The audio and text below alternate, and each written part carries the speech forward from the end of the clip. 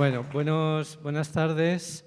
Veo caras conocidas ahí entre el público. Y bueno, os voy a hablar sobre lo que hacemos los psicólogos y bueno, pues en este ámbito de los menores tutelados. Yo tengo muy buena formación porque me he dedicado casi toda mi vida a estudiar y entonces, bueno, pues me dedico a la psicología forense y entonces he visto casos de niños tutelados. Yo llevo ejerciendo desde el 2005, cuando terminé la carrera, y luego también hago terapia familiar, hago terapia grupal y terapia individual. Pero normalmente mi forma de abordaje es la terapia familiar y entonces, bueno, pues llevo también casos no solo de niños tutelados, sino de familias y sobre todo de custodia, casos de custodia. Entonces, claro, pues estoy acostumbrado a evaluar en los casos y hacer informes sobre estos casos, pero no solamente para presentar a los tribunales, sino también para hacer las psicoterapias y las intervenciones psicológicas. Entonces, primero os voy a hablar de cuál es nuestro rol como psicólogos y las cosas que hacemos. Entonces, voy a diferenciar dos roles fundamentales, bueno, tres roles fundamentales que tiene el psicólogo en el ámbito de los menores tutelados. El primer ámbito, que es con el que os vais a encontrar o que se va a encontrar una familia cuando tiene un problema ante un niño tutelado, es el psicólogo que trabaja normalmente en equipos, inserto dentro de equipos en lo que es el ámbito de la psicología de intervención social. Entonces, la psicología de intervención social es que es muy amplia y entonces, bueno, pues aquí tenemos, en este ámbito de menores tutelados, tenemos que restringirla a lo que sería, o concretarla a lo que sería el servicios sociales y, digamos, lo que es el equipo que hace el informe y el seguimiento de los menores. Y los psicólogos que trabajan en los centros o que trabajan en gabinetes de psicología, pero que hacen intervención o hacen seguimiento o psicoterapia para los niños tutelados. Ese sería el primer ámbito y es el ámbito, digamos, más duro con el que yo me he enfrentado. Yo no trabajo en ese ámbito, sino que yo trabajo en el ámbito privado, pero como yo estoy colegiado, porque es obligatorio, que esa es otra, es obligatorio para hacer psicoterapia y para hacer informes forenses es obligatorio estar colegiado. Pero ¿qué es lo que nos vamos a encontrar en el ámbito de la intervención social?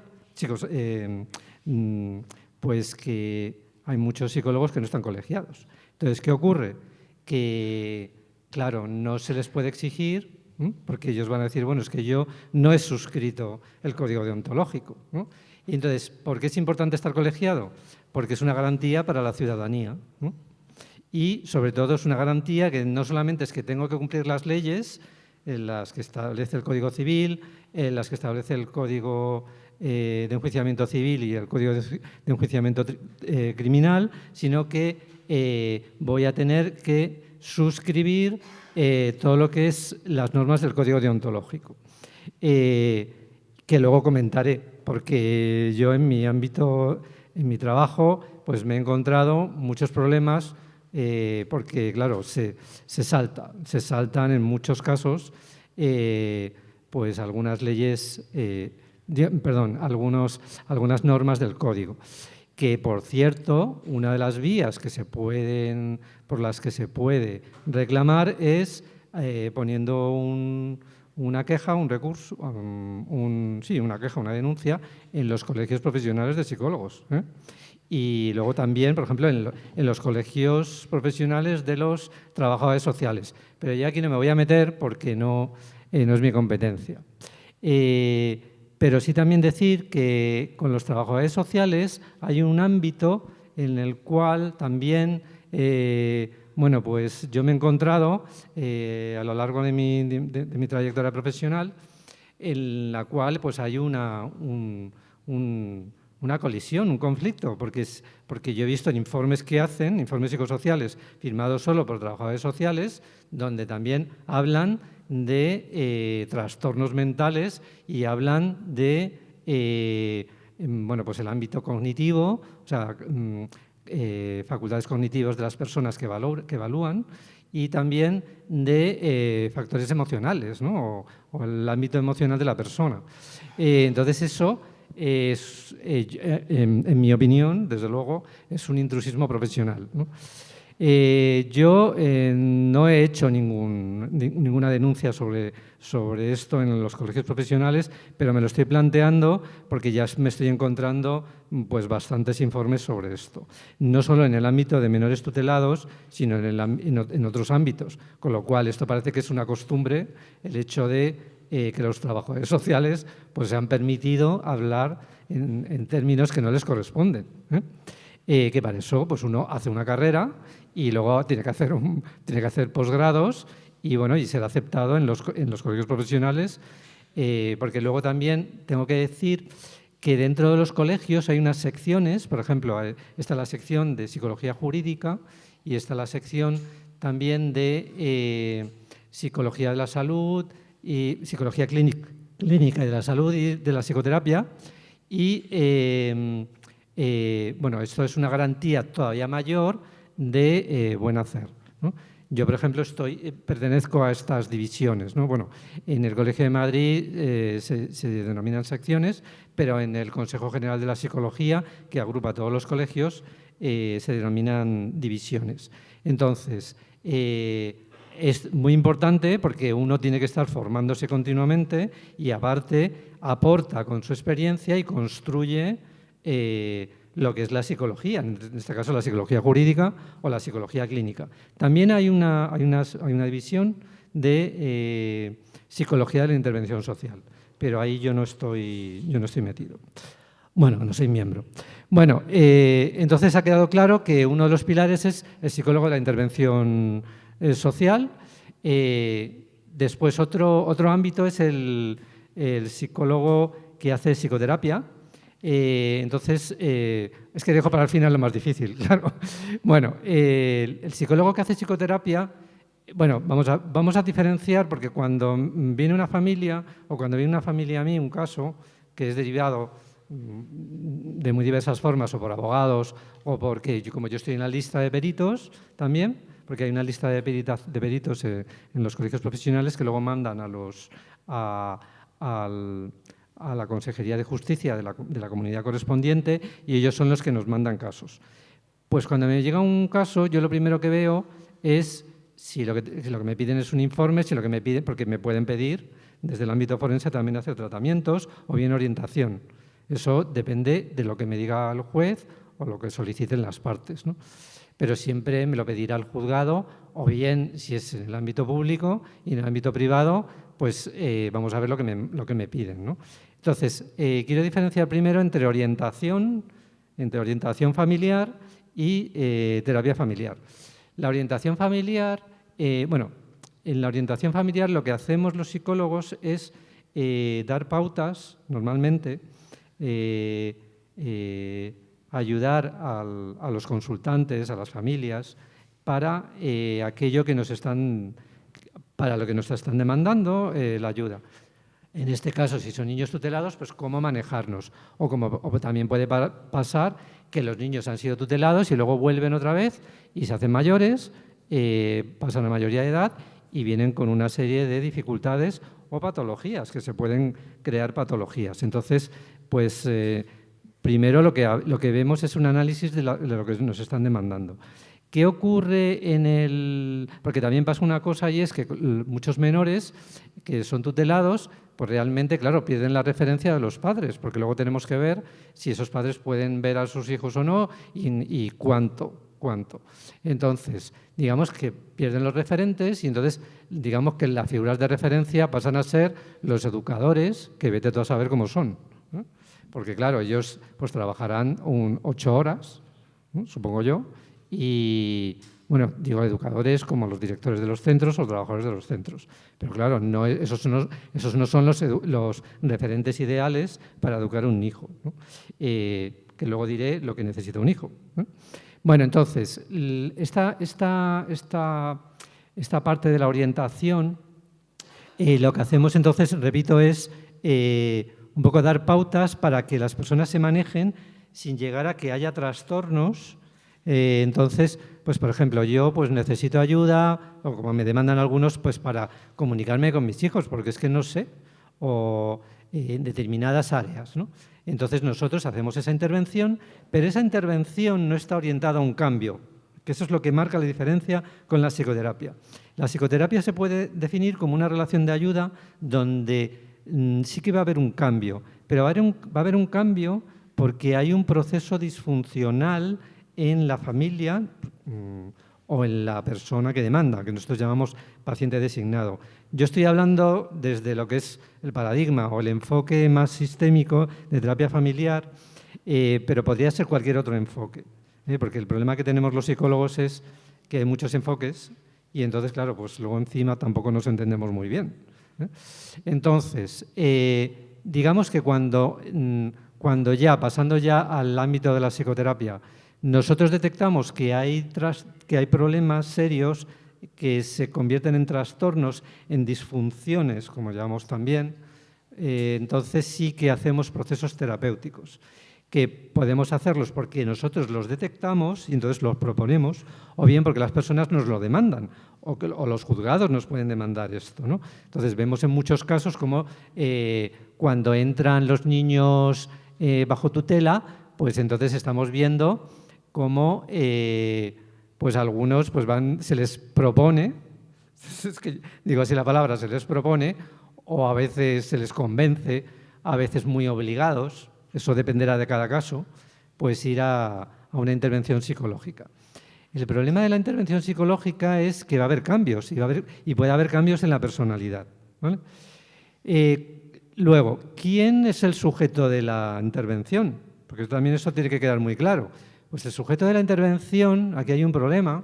Cuando un psicólogo trabaja en una institución, me da igual que sea la que sea, realmente el cliente, es decir, mi cliente cuando a mí me llega, el cliente del psicólogo, es la persona con la que estoy haciendo la intervención.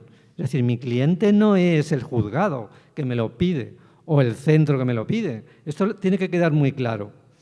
¿Por qué tiene que quedar esto claro? Porque yo a quien estoy obligado en mi secreto profesional, en todo lo que me impone la ley, a quien estoy obligado es a mi cliente. No estoy obligado al juzgado. Es decir, el juzgado me pedirá la intervención. Muy bien, pues entonces yo firmo esa obligación, que es un contrato, cuando a mí me lo solicitan, o hacer un informe, y entonces, bueno, yo me obligo a hacer lo que me han pedido. Pero todo lo que gira, es decir, una vez que yo ya estoy con el cliente, con quien estoy obligado es con él. Porque tengo que señalar aquí que cuando hacemos psicoterapia, las personas, claro, yo creo que el secreto profesional para mí es sagrado. A mí me decía mi terapeuta, porque claro, yo me he formado y entonces yo he estado en psicoterapia, que eso es algo sanísimo en todos los profesionales. A mí me decía que el espacio terapéutico, el lugar físico o terapéutico, simbólico, como queráis, porque nosotros construimos un espacio terapéutico, me decía, este es el templo de la verdad. Y este templo no se puede, o sea, es inviolable, no se puede meter nadie ahí. ¿Por qué? Porque si no se establece una relación de confianza, pues los clientes, nuestros clientes, o mis clientes, pues no pueden confiar en mí y entonces yo no puedo ayudarles y no puedo avanzar y procurar ese cambio. ¿Por qué el cambio? Os preguntaréis, ¿por qué tiene que haber un cambio? Pues porque sabemos, ya, bueno, no me voy a meter mucho aquí, pero cuando hay trastornos mentales, cuando hay problemas, enfermedades mentales o trastornos, nosotros hablamos de trastornos más que enfermedades, ¿no? Entonces, cuando hay trastornos, lo que ocurre es que tenemos que hacer cambios en las dinámicas familiares o cambios en las personas, porque claro, tenemos que ver si aquí el sujeto de intervención puede ser la familia, los padres, los menores o las personas del entorno. Entonces, ahora voy a explicar quiénes son los clientes, ¿vale? Porque claro, ¿quién me viene? ¿Me viene una familia? ¿Me vienen los menores? ¿Quién me viene? Bueno, pues vamos a poner que yo estoy trabajando con menores, ¿no? Y estoy en un centro de intervención social y a mí me derivan los menores para tratarles.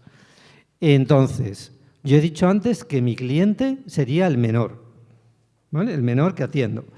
Pero, ¿qué ocurre? Que yo tengo que trabajar con los padres. Pero, ¿qué ocurre? Que muchos de los menores tutelados son separados de los padres por muchas causas.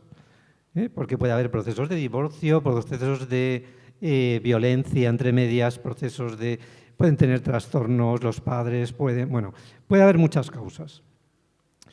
¿Qué es lo que pasa? Yo siempre quiero hablar con la familia, con los padres e incluso con los abuelos, es decir, con lo que es la familia tradicional y con el ambiente, en el ambiente donde el menor se desenvuelve.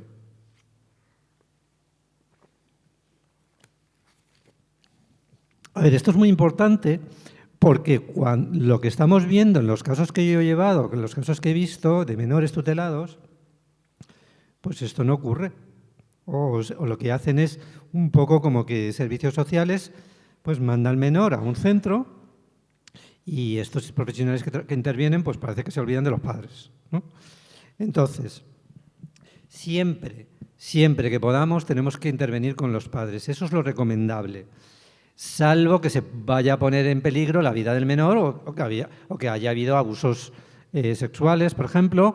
Pero yo, incluso aunque haya habido abusos, yo siempre, o aunque haya habido violencia, yo siempre quiero trabajar con los padres, siempre quiero verlos. Aunque estén me da igual, aunque estén en prisión. Es decir, que yo he trabajado también con padres en prisión, bueno, siempre. ¿Por qué? Porque yo necesito saber de primera mano, es decir, de primera fuente, la fuente primaria, necesito tener la información de cómo funciona esa familia, qué es lo que ha pasado, cuál es la historia, para luego después poder hacer una intervención mucho más eficaz. Entonces, ¿con quién vamos a intervenir?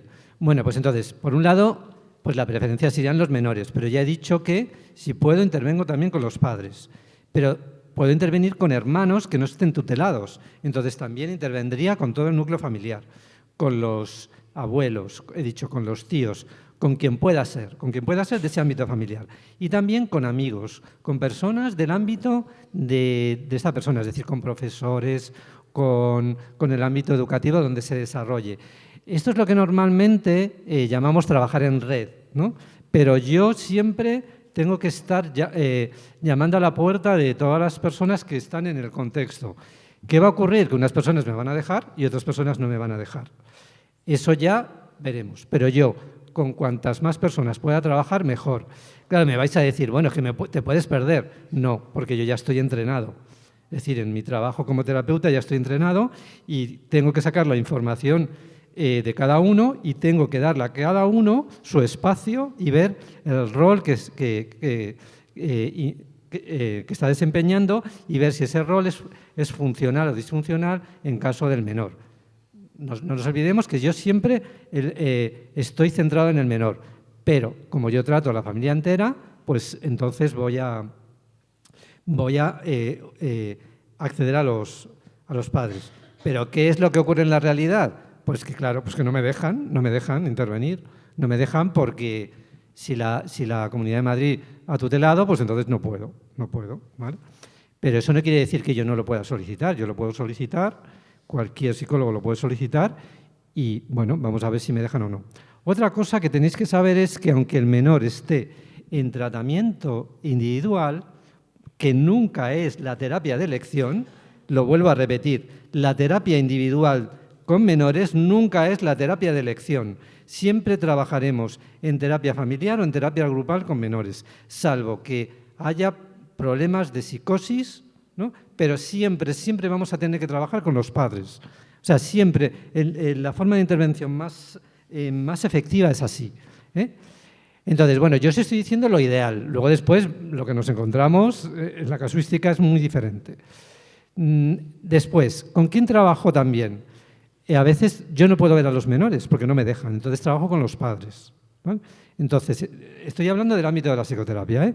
Entonces, pues trabajo con los padres y lo que hago es entrevistarme con los padres, analizar la dinámica, por qué les han quitado a los padres y trabajarlo desde el ámbito terapéutico, vuelvo a decir. Yo no puedo ver a un menor si no me autorizan los padres.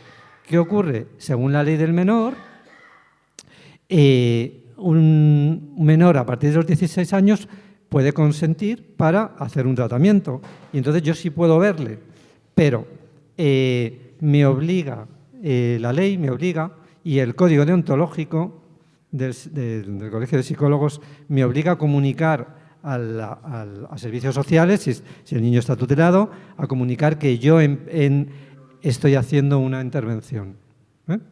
Esto también quiero que quede claro, ¿vale? Bueno, es muy curioso porque yo he consultado esto recientemente en el colegio y entonces me decían, bueno, la ley no me dice cómo tengo que comunicarlo, ¿no? Pero bueno, yo ahora es verdad que lo he consultado con otro profesional y entonces me ha dicho que no, que hay que comunicarlo. Pero bueno, eso es nuestra obligación como psicólogos. Pero tenéis que saber que los menores a partir de 16 años se pueden negar a hacer terapia o bien pueden pedirla. Pueden pedirla, aunque el centro no quiera, lo pueden pedir, porque el centro también se puede negar, ¿no? Entonces lo pueden pedir, ¿no? Porque eso está establecido por la ley. Es la ley ¿cómo es? La ley del paciente, ¿cómo es la ley de autonomía del paciente? ¿Vale? Bueno, entonces es un derecho reconocido, pero que ese derecho también implica a los profesionales que intervenimos. Bueno, entonces, como vuelvo a decir, trabajo con los padres. ¿Qué ocurre si no están los padres? Pues puedo trabajar con los abuelos, puedo trabajar con los hermanos, puedo trabajar con todos los que están en el ámbito familiar, ¿vale? Entonces, es un poco para que quede claro cuál es el ámbito de la psicoterapia. En la orientación sería lo mismo, solo que ya he dicho que en la psicoterapia vamos a realizar un cambio, pero son cambios, lo que nosotros llamamos cambio 2, no cambio 1, esto es más técnico.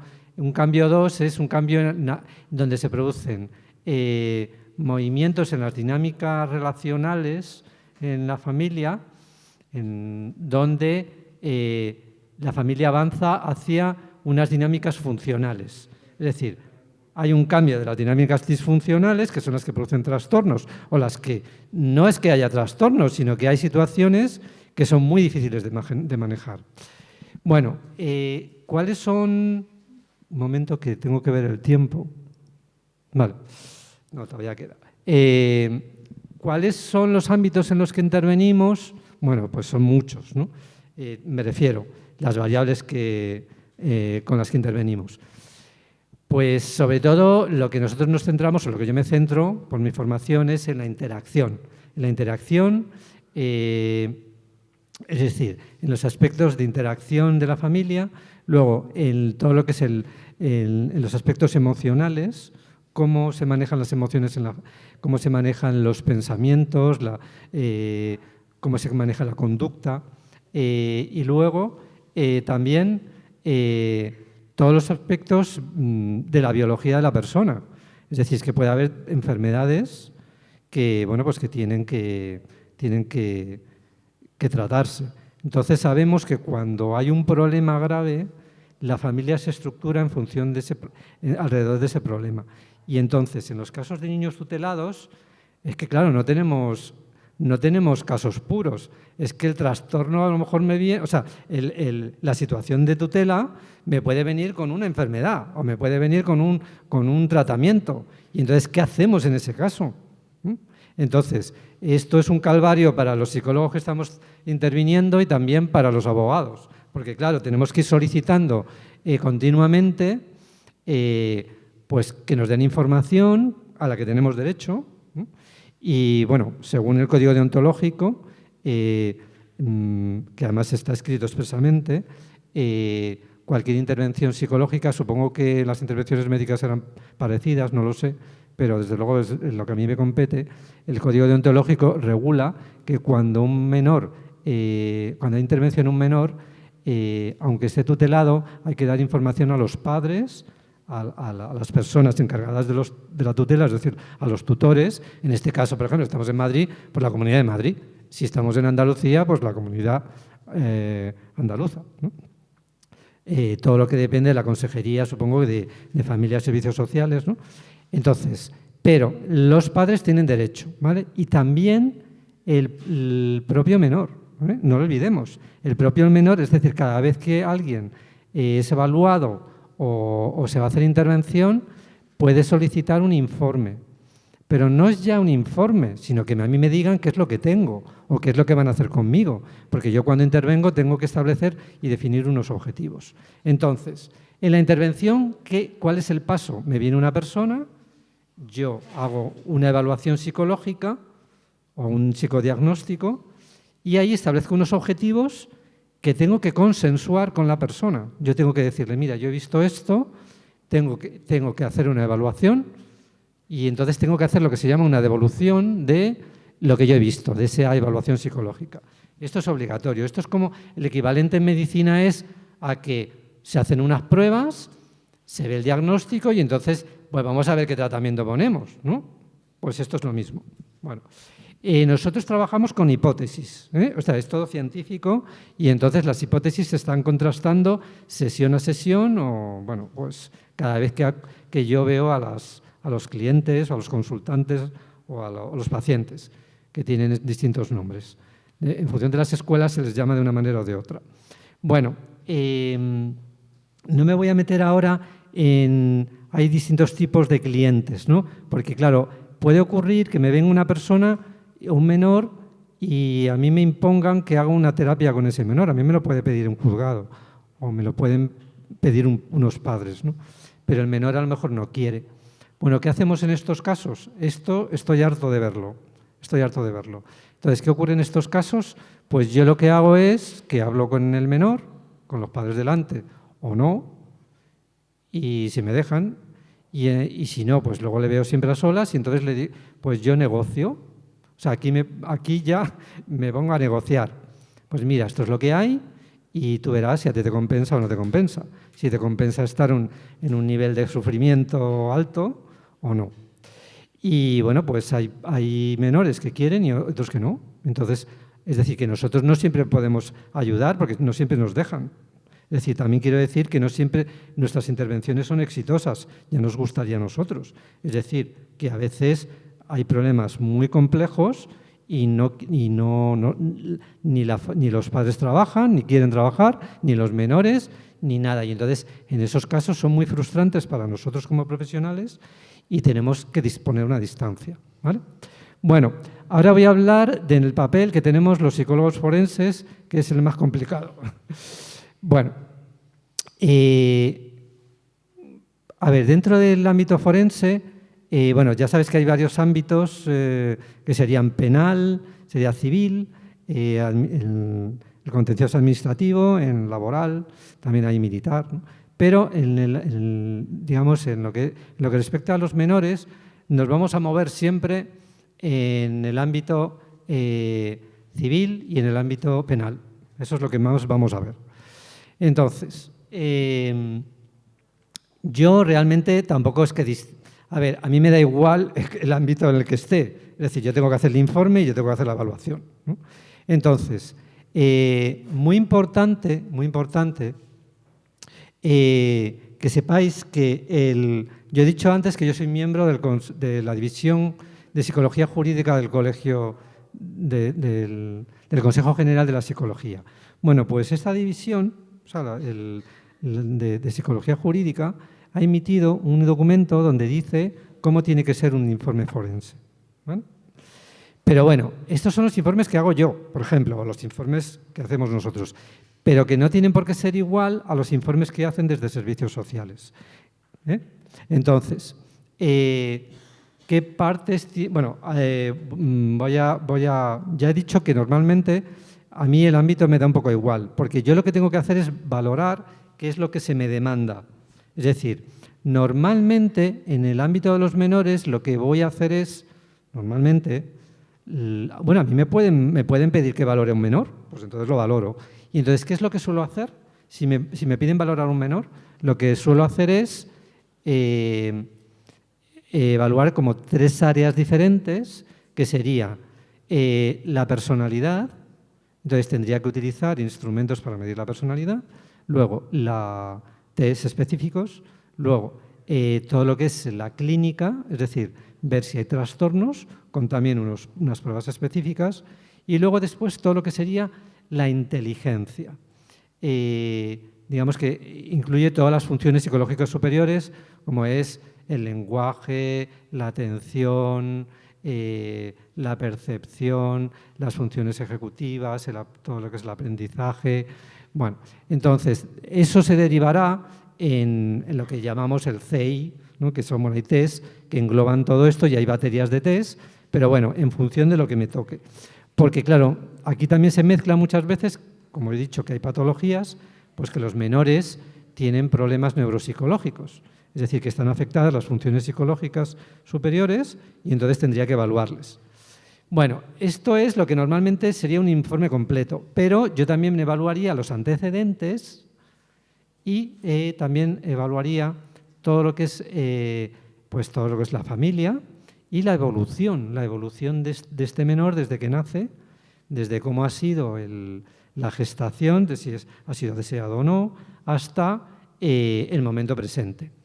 Y si ha habido intervenciones, si no ha habido intervenciones, si está tutelado, cómo ha sido el proceso de tutela, todo. Y entonces yo tendría que entrevistarme con todas las personas que han formado parte de este proceso. Ya digo que esto normalmente ocurre cuando me lo pide el juez. Esto normalmente, si me lo piden los padres, es muy difícil, ¿eh? Pero bueno, es lo que hay. Luego, otro ámbito es cuando me lo piden los padres y entonces normalmente lo que suelo hacer es los informes de idoneidad parental, es por lo que empiezo, y entonces, bueno, hay unas pruebas específicas porque también tenéis que saber que el Colegio de Psicólogos ha publicado unas guías de buenas prácticas sobre custodia de menores, ¿no? Normalmente está más orientado a litigios civiles de divorcio, pero que incluye los casos de tutela, y entonces ahí, en este documento, se establece cómo hay que hacer el informe. Yo lo que hago es que sigo el informe a rajatabla, es decir, que voy punto por punto. Otra cosa es que yo tengo libertad para utilizar los instrumentos que yo quiera, porque claro, ¿qué pasa con los instrumentos de evaluación? Bueno, pues a ver, bueno, aquí está Juan Mariano, que es médico, que voy a hacer un poco el símil con la medicina. ¿Qué ocurre? Que yo empiezo con una prueba y esa prueba pues me falla. Me falla porque las pruebas psicológicas están sometidas a validez y entonces me falla. Pues ¿qué es lo que hago? Pues cojo otra. Es decir, hay muchas pruebas diagnósticas, pues cojo otra. Ahí yo tengo libertad, ¿vale? Pero, ¿qué es lo que suelo yo hacer? Normalmente, para hacer el diagnóstico, lo que hago, tanto en menores como en los padres, o también pueden ser los abuelos, no olvidemos, o los tíos, porque a lo mejor lo que es conveniente es que tome la tutela en vez de la comunidad correspondiente, sino uno de los familiares. Entonces, yo tendría que evaluar a los familiares. ¿Qué ocurre? Pues yo lo que voy a evaluar o sea, mi metodología es por entrevista, una entrevista donde yo, pues la persona evaluada me va a elaborar un discurso, va a elaborar una narrativa, lo que nosotros llamamos narrativa, y claro, yo si luego tengo que hacer un informe de esto, pues entonces lo que hago es que lo expreso según mis palabras, claro. No lo expreso según... Hombre, pongo también palabras textuales, entrecomilladas, pero digamos que yo lo traduzco, lo tengo que traducir un poco a términos más científicos legales. Y luego también utilizo las pruebas, que serán las que yo estime oportuno, y también lo que observo, es decir, lo que es la observación conductual, desde que yo empiezo la intervención hasta que termino. Y la intervención termina hasta que yo ratifico, fijaos lo que os digo, hasta que yo ratifico delante del juez. Es decir, que hasta momentos antes de cuando estoy en la sala de espera, en los juzgados, yo me puedo encontrar muchas cosas. Y de hecho me he encontrado porque las personas hacen muchos juegos con nosotros. Entonces todo eso también lo valoro. Y yo, un informe cuando lo presento, entonces bueno, yo hago el informe tiene unas partes que suele ser la demanda, o sea, yo me tengo que identificar. Esto voy a incidir mucho porque ahora me estoy encontrando informes donde los profesionales no se identifican. Lo que hacen es que ponen equipo. Es que el código deontológico lo pone como obligatorio. Entonces, lo que hacen es que firman como equipo psicosocial. Y el equipo psicosocial pues pueden ser también trabajadores sociales, pero no se identifican. Pero es que últimamente estoy viendo también que se identifican con un número de puesto de trabajo. Bueno, es que eso me parece aberrante. Es como si yo firmo solamente con mi número de colegiado, por ejemplo. Pero es que ni siquiera, porque lo obligatorio sería poner número de colegiado. Es que esto lo marca el código deontológico, lo vuelvo a decir, ¿vale? Entonces, o sea, que no me lo he inventado yo, sino que es que cogéis el código que está publicado y tenéis acceso a ese código y entonces lo podéis ver. Entonces, esto es una de las cosas que yo critico muchas veces cuando hago los informes, porque yo suelo hacer informes psicológicos, pero también contrainformes donde evalúo esos informes, ¿no? Hechos por otras personas. Bueno, entonces, normalmente, importantísimo lo de la identificación. Yo me tengo que identificar, en mi caso, pues yo diría Carlos Manuel Leal, psicólogo colegiado, mi número de colegiado, que es, por ejemplo, es el 21.637, pues yo lo tengo que poner, lo pongo. Y además eso es una garantía, es decir, si es que además yo lo digo públicamente, porque es que si vosotros os metéis en el colegio de psicólogos, buscar un colegiado, entonces ponéis mi nombre y os va a salir mi número de colegiado. O sea, que es que esto es público. Si yo quiero trabajar, esto tengo que asumir esa responsabilidad, ¿no? Igual que le pasa a un abogado o a un médico, ¿vale? Y vuelvo a decir que esto es una garantía. Después, ¿qué es lo que hago? Tengo que ver, o sea, en un informe tiene que estar incluido quién es el que pide el informe y por qué yo emito el informe, quién lo pide, ¿vale? Puede ser el juez, puede ser bueno, normalmente pues se dice que lo pide o el Ministerio Fiscal, el juez, alguna de las partes, o bien el juzgado. A demanda de juzgado tal, el juzgado de instrucción tal o el juzgado de lo civil o de lo penal, lo que sea. Entonces, lo que ellos piden es algo. Es decir, a mí me demandan algo que puede ser una pregunta también y yo tengo que contestar esa pregunta. Esto tengo que matizarlo porque cuando me hacen una pregunta, yo no tengo que evaluar todo. Si yo os he dicho que normalmente evalúo unas áreas, ¿no? Os he dicho la inteligencia, la clínica, la personalidad, los antecedentes. Bueno, se me había olvidado decir que tengo que evaluar lo que nosotros llamamos la línea base. ¿Qué quiere decir? Yo tengo que ver cómo estaba esa persona antes de, por ejemplo, ese menor antes de ser tutelado.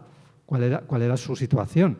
O si hay un trastorno en los padres, porque también me lo pueden pedir, pues qué pasaban cuando no se dio ese trastorno, cuándo empezó. Entonces, antes de empezar ese trastorno, nosotros llamamos línea base, ¿no? Esto es típico también en medicina, es decir, si empieza una enfermedad, pues qué pasaba antes, ¿no? ¿Cuáles eran las constantes, ¿no? Pues esto es lo mismo, ¿no?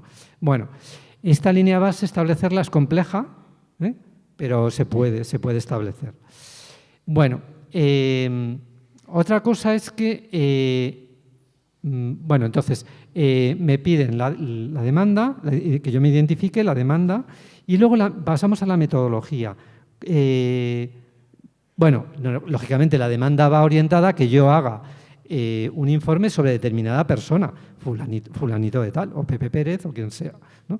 Entonces yo lo tengo que poner. O puede ser una familia, pueden ser tres menores, pueden ser la familia entera, pueden ser los padres, pueden ser los abuelos, los hermanos, quien sea.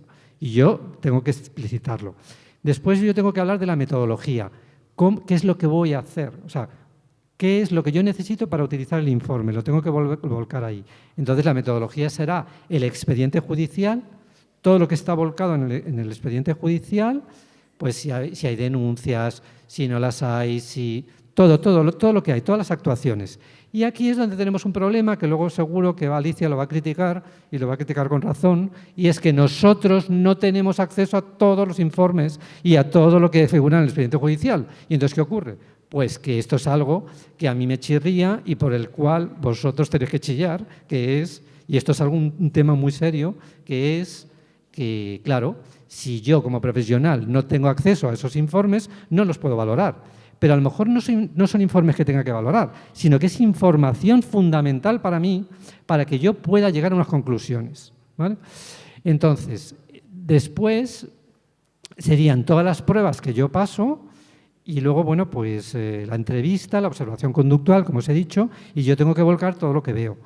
Luego, también, si yo tengo que entrevistar, porque a lo mejor yo tengo que entrevistar a un menor o a dos, pero también tengo que entrevistar a los padres, a los abuelos, como he dicho, a los profesores en el ámbito educativo, a personas de la institución donde están tutelados, pues todas las entrevistas que yo haga figurarían en el informe. ¿Qué ocurre? Claro, me podéis decir, bueno, es que te puedes tirar entonces un mes o dos para hacerlo. Pues sí, yo hay veces que hay informes que me he tirado 5 meses o 6, ¿vale? ¿Qué ocurre? Mis informes luego, yo he hecho informes hasta de 100 folios, de 100 folios. Y me vais a decir, bueno, pero es que los informes que hace Servicios Sociales son de 4 folios o 6. Pues sí. Y yo os voy a decir, pues claro, es que esos informes hay que criticarlos, es lo que yo hago. Bueno, es parte de mi trabajo, no siempre tengo por qué. A mí también, mi informe también es criticable, por supuesto, porque yo tengo que hacerlo según las normas y según establece el colegio, ¿no? Y según también mi propia formación. Bueno, ya para ir terminando, ¿qué es lo siguiente que hago? Hago una discusión forense, que se llama así, donde yo lo que hago es, tengo que fundamentar todo de lo que quiero hablar, mis conclusiones, las conclusiones que voy a establecer, que las voy a poner en el último lugar y luego voy a firmar e identificarme otra vez con mi número de colegiado, pero tengo que fundamentarlo con las teorías pertinentes que existen. Esta es otra constante que veo en los informes que yo suelo valorar. Esta fundamentación brilla por su ausencia, ¿vale? Es decir, no basta con que yo diga o vea una cosa y lo diga, no. Tengo que fundamentarlo. Tengo que fundamentarlo en una teoría, ¿vale? Y esto es muy importante porque no olvidemos que estos informes un informe forense es un informe, y ya no forense, sino cualquier informe que haga servicios sociales, es un informe legal y un informe científico. Bueno, quería terminar diciendo la diferencia con un informe clínico. La diferencia con el informe clínico es que aquí de lo que voy a hablar, primero, quien me la va a pedir, bueno, también tengo que identificarme lo mismo, la metodología, quién me lo pide, pero la diferencia está en las conclusiones, porque realmente, claro, yo de lo que voy a hablar es de la evolución de un proceso terapéutico, porque ese proceso terapéutico puede ser que lo voy a empezar, que he visto muy pocas, que solamente he hecho el diagnóstico, que lo llevo a la mitad, que lo he terminado, que eso no lo sé, eso dependerá de cada caso. Entonces yo lo que tengo que hablar es de la evolución de lo que se me pide, o sea, de la evolución psicoterapéutica. También puedo hacer informes de orientación familiar, también los puedo hacer. Bueno, y esto es más o menos de lo que yo quería hablar. Creo que he abarcado un poco todo. No sé si me he explicado bien, sé que he ido rápido, pero digamos que esto es digamos todo lo que hacemos, ¿no? Y solo quería ya terminar por último para decir, solo quería decir que una de las cosas que, bueno, vuelvo a subrayar, que es muy importante deciros que todo informe psicológico que se presenta en los tribunales es un documento legal, pero un documento científico, No lo olvidemos, que yo he visto informes que dejan muchísimo que desear, ¿eh? Y esto, somos profesionales, es decir, se nos exige y, bueno, pues si no sirves para esto, pues dedícate a otra cosa, ¿eh? Pero vosotros como padres o como familiares de niños tutelados, lo que tenéis que hacer es exigir lo que yo estoy diciendo. Es decir, que los informes sean informes ajustados a la ciencia y a la ley, ¿eh? Que consten todos estos requisitos. Es que vosotros podéis preguntar, pero bueno, señoría, ¿por qué él no se identifica a esta persona? No se identifica, ¿vale? Bueno, y otra cosa que se me había olvidado mencionar importante es que muchas veces se está dando como real, es decir, como verdadero, los testimonios de las personas. Esto lo estoy encontrando muchísimo, pero esto lo suelo encontrar mucho en el ámbito penal, ¿eh? No solamente ya con niños tutelados, en el ámbito penal, desde que yo llevo ejerciendo, es una constante. Entonces, bueno, ¿cómo se evalúa? O sea, ¿qué es lo que debemos analizar los profesionales de la psicología forense cuando nos llega una persona? Pues lo primero es hacer un análisis de credibilidad. En menores hay análisis de credibilidad específico y en los mayores también hay un análisis de credibilidad. Es decir, que lo que tú me cuentas, pues yo me lo pueda, sea creíble, sea un relato creíble. Pero no basta con esto, porque esto sería el ámbito subjetivo. Pasamos a que es mucho más importante el análisis de veracidad del testimonio. ¿Qué quiere decir? Que lo que me está diciendo la persona, lo que supuestamente es creíble, tiene que estar apoyado con datos objetivos. Bueno, pues os podéis creer que yo en toda mi trayectoria profesional, datos objetivos es lo que veo que es más, lo que más he hecho en falta. Es decir, que hay veces que está muy claro, y que se presentan las pruebas objetivas, pero otras veces es lo que dice alguien. Pero a mí no me sirve porque claro, según eso, yo puedo decir, pues lo que dice un profesional o lo que dice no sé qué, porque un profesional puede decir, es que este señor tiene un trastorno de no sé qué. Y a mí cómo me lo demuestra, ¿vale? Bueno, otro tema del que, es que claro, son muchísimos temas y aquí necesitaríamos pues 1000 congresos. Otro tema es el de los tratamientos, que se me había olvidado decir, que es el de los fármacos, ¿no? Los tratamientos más eficaces sabemos que son los tratamientos, depende de cada caso, ¿no? Dependerá de cada caso, pero son muy eficaces, sabemos, los tratamientos combinados farmacológicos y psicológicos. Pero tenemos que hacer primero una evaluación a fondo, ¿eh? Estamos encontrando en niños tutelados que nada más entrar, pues les medican con, por ejemplo, sertralina o Risperdal, es decir, pero sin un análisis en profundidad. A un menor, salvo que tenga TDA, trastorno por déficit de atención o hiperactividad, o tenga ya una psicosis muy establecida, no se le medica, ¿eh? No se le medica. Yo estoy hablando de trastornos mentales, no estoy hablando de otras cosas. Bueno, a ver, puede tener otro tipo de enfermedades, epilepsias, otro tipo de trastornos, y entonces es distinto, ¿no? Bueno, porque puede haber trastornos mentales asociados a enfermedades. Entonces yo lo que hago es trabajo con los médicos, trabajo en red. Y otra cosa, yo también firmo y trabajo con psiquiatras, ¿eh? Es decir, que no solamente mis informes los hago yo solos, a veces yo trabajo en equipo también, ¿eh? Entonces, claro, pues ahí vemos y valoramos en conjunto. Bueno, pues quería decir, ya para terminar, creo que ya sí que no se me ha quedado nada de las ideas principales, es lo que necesita un niño. Que no nos olvidemos lo que necesita un niño, que es lo que necesita cualquier ser humano. Bueno, pues yo esto que os voy a decir, yo lo he ido aprendiendo en psicoterapia, ¿no? Es decir, en todas las escuelas de psicoterapia, entonces lo he integrado, porque yo pues estudié terapia familiar, estudié psicodrama, estudié psicoanálisis, entonces lo integré, ¿no? Y bueno, pues, ¿qué necesita un niño? No sé qué creéis vosotros, pero un niño necesita, lo primero de todo, sí, pero más que amor, lo que necesita es sentirse querido, sentirse amado. Fijaos la diferencia, porque yo cuando yo hacía mi terapia decía, es que mi mi padre no me quiere, porque yo tenía conflicto con mi padre, decía, o con mi madre, decía, es que mi padre no me quiere. Y entonces me decía el terapeuta, ¿pero qué dices?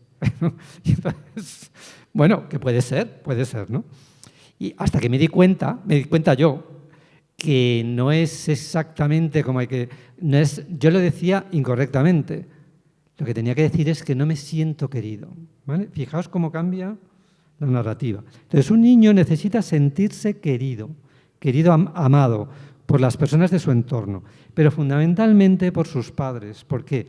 Porque sus padres son, primero, las personas que le han traído al mundo y que han decidido traerle al mundo, pero sobre todo porque son los referentes fundamentales, ¿vale? Entonces, mira, yo he aprendido una cosa en psicoterapia, parece una brutalidad, pero he aprendido una cosa, esto también con matices, lo que luego vais a decir, bueno, es que fijaos lo que dice. He aprendido una cosa y es que más vale la mala presencia que la ausencia, ¿vale? A ver, lógicamente, en casos de violencia, donde se pone en riesgo la vida de un menor y la integridad de un menor, lógicamente hay que separar. Pero eso no quiere decir que no haya que trabajar con los padres o la interacción si hay voluntad. Si hay voluntad, yo lo hago. Yo lo hago. Yo siempre creo en el ser humano, ¿vale? Hasta que me demuestren que no. Pero en principio, de entrada, sí lo hago. ¿Que ya me encuentro que eso es imposible? Pues no. Pero a lo mejor es imposible ahora. Dentro de un año, a lo mejor, pues oye, las personas cambian. Yo confío en las personas, ¿no? Porque yo confío en las personas que atiendo, ¿no? Bueno, después, tiene que sentirse valorado, ¿vale? Es decir, que las personas del entorno le transmitan la idea de que es una persona que vale, pero no que vale por lo que consigue, sino que vale por lo que quién es, que es un ser humano que es único y que, bueno, pues que es maravilloso, que hay que conocer, por cierto, que hay que conocer, porque uno de los problemas que tenemos con los menores tutelados es que las personas que trabajan con ellos no les conocen. Eso es impresionante, ¿no? Bueno, pues ya llevamos 2. Sentirse querido, amado y sentirse valorado. Lo siguiente, sentirse seguro. Quiere decir, sentir que no voy a ser agredido. Bueno, ya me diréis, sobre todo los niños, que ya estoy harto de ver a Toñi hablar, de Alicia y todos los casos que estamos viendo de cómo niños han sido abusados en los centros de menores, cómo han sido agredidos, ¿no? Bueno, ¿eso es querer a un menor? Porque no olvidéis que si a un niño se le quita la tutela, los tutores tienen que asumir las mismas responsabilidades que los padres. No olvidemos esto.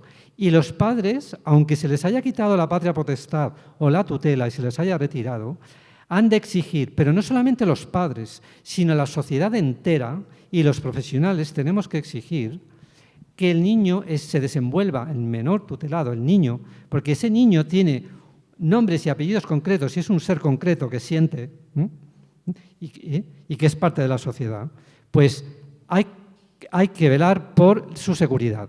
Bueno, es que os voy a decir otra cosa, es que yo que además estudio criminología, que estoy terminando ya la carrera, es que si os metéis en toda la legislación sobre los penados, una de las obligaciones, que además es una obligación del Estado, es velar por la seguridad del penado. Que no valdrá más un niño, bueno, todos valemos en esta sociedad, pero digamos un niño que es mucho más frágil, que se está formando. Bueno, luego, ¿qué necesita el niño? Sentirse escuchado, sentirse escuchado. ¿Cuántas veces no vemos a través de los padres el discurso de que todo lo que el niño pide se le niega? Fijaos lo que digo, se le niega. O bien los jueces se niegan a hablar con los menores, porque claro, los jueces hablan con los menores a partir de los 12 años. Pero antes hablan. Bueno, eso también, bueno, es verdad que hay jueces de todo tipo. Hay jueces de todo tipo, pero de todas maneras quedamos al arbitrio del juez, ¿vale? Pero ¿por qué no hablar con un niño de 4 años o de 6 años? ¿Vale? Bueno, ¿vosotros creéis que un niño de 6 años no va a decir, o de 7 años, o de 8, no va a decir, es que en el centro que estoy me pegan o me maltratan. Bueno, a ver, dirá lo que tenga que decir. Habrá niños que estarán bien, porque habrá centros, porque hay centros de todo. Es decir, yo no voy a criticar aquí todo. O sea, lo que quiero decir es que esto es lo deseable, porque habrá profesionales buenos en todas partes y profesionales pues que se saltan la ley y que hacen lo que les da la gana, ¿no? Entonces, esto es denunciable, por supuesto, pero también hay que felicitar a los profesionales que hacen las cosas bien, sea en servicios sociales, en centros de tutela y en justicia, y hay jueces, que yo me he encontrado jueces muy buenos, que a mí me escuchan bien, y otros que no quieren saber nada de mí. Bueno, y luego ya para terminar, el niño necesita ser atendido en sus necesidades físicas y emocionales, físicas y emocionales. Y luego también el niño necesita no sentirse manipulado, sino que vayamos con la verdad. Vayamos con la verdad. No quiere decir que siempre le tengamos que decir la verdad de todo, porque también ya sabemos que hasta a los adultos nos duele la verdad.